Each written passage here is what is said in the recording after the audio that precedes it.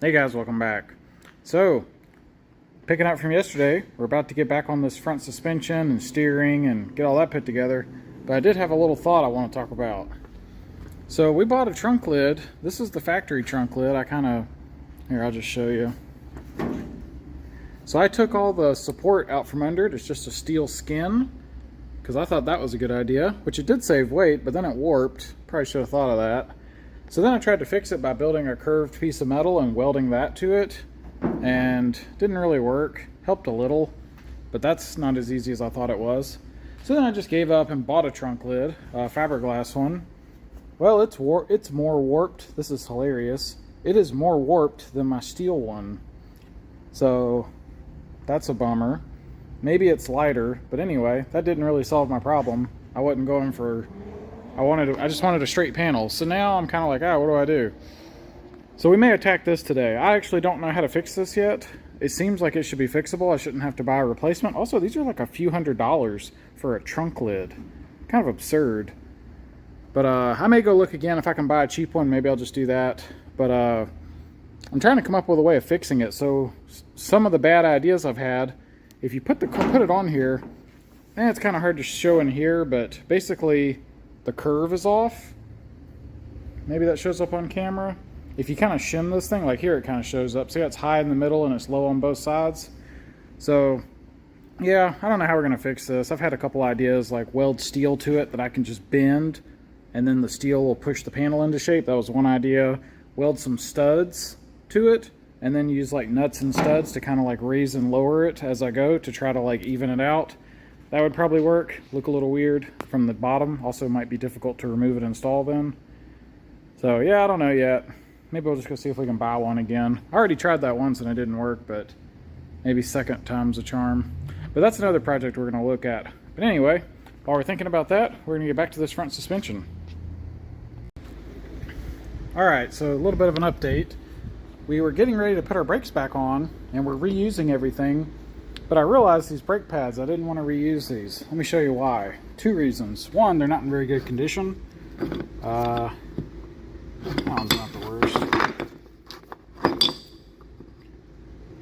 See how they wore tapered? That's not good. But the second reason is these are actually Hawk HP Plus pads. I see the AWK, these are Hawk pads. I bought these a long time ago.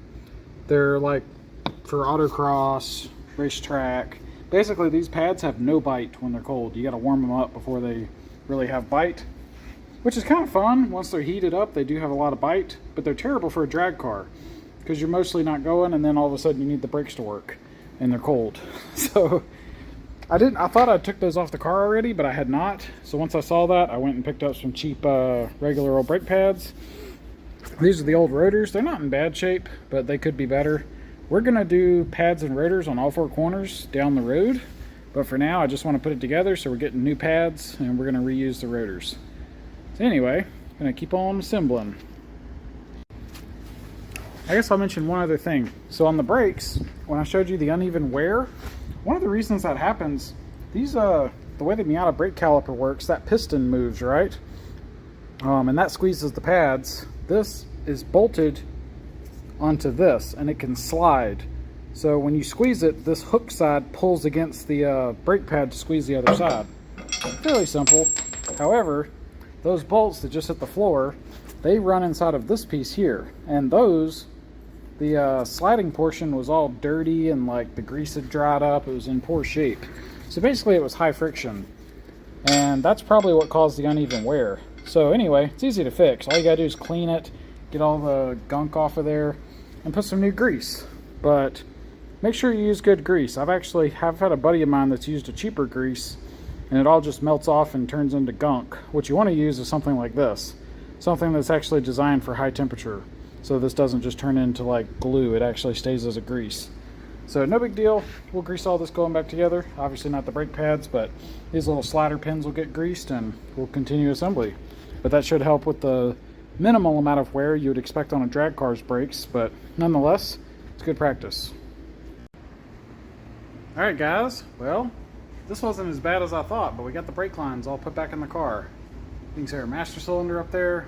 We still got to bleed all the brakes, and that may require pulling the master to bench bleed it, we'll see. these brake lines. That one shoots across, catches this wheel. Got that one over there hooked up. And then this hard line. We're going to build a couple of brackets. I don't want to use the factory ones, but we're going to build a couple brackets to hold this up here, just to support its floating for now. Comes around here. This is a little T-fitting. Catches each wheel. That's a hard line. Shoots across.